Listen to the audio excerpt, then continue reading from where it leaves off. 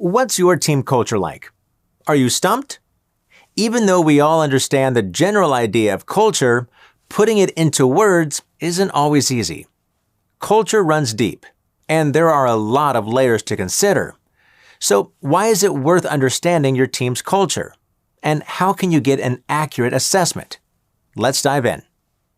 Your team's culture defines how things are done, and that information is worth understanding for several reasons. First, it gives you insight into how people work, knowledge that you can then use to anticipate future actions. Second, you'll get details about your team's general morale, details that often separate thriving teams from struggling ones. Third, by understanding your team's culture, you'll reveal obstacles. For example, you might find issues such as stifled collaboration or information withholding. Finally, a culture assessment helps you to identify next steps, since you'll gain information about which employee behaviors are beneficial and which are harmful.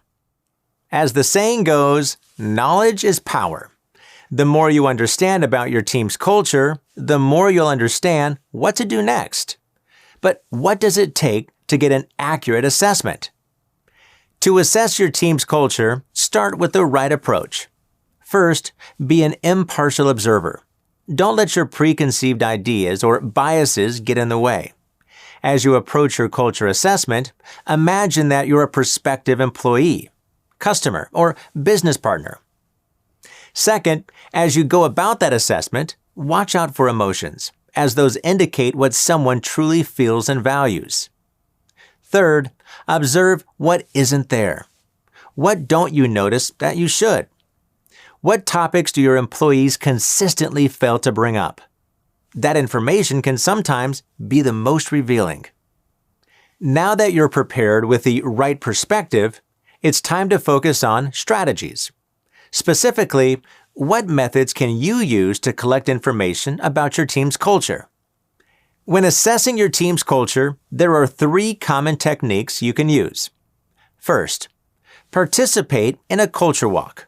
Walk around your company to observe the physical signs of culture. For example, are the walls bare? Or do you see pictures hanging?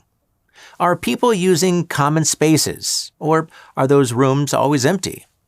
Do you see and hear employees interacting? Or are they keeping to themselves? Next, conduct group interviews. What do your employees think? To answer that question, gather your team members into small groups and ask them culture-specific questions. For example, you might ask your team members what they like and dislike about their jobs, or if they feel like their opinions matter. Finally, use anonymous surveys.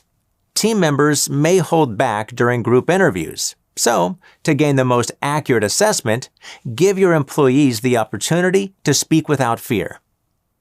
To create the team culture you want, you must recognize the culture you have. So, practice the strategies we've just covered and commit to learning about the visible and hidden elements of your team. That way, you'll have a strong answer to the next time someone asks you, "What's your culture like?"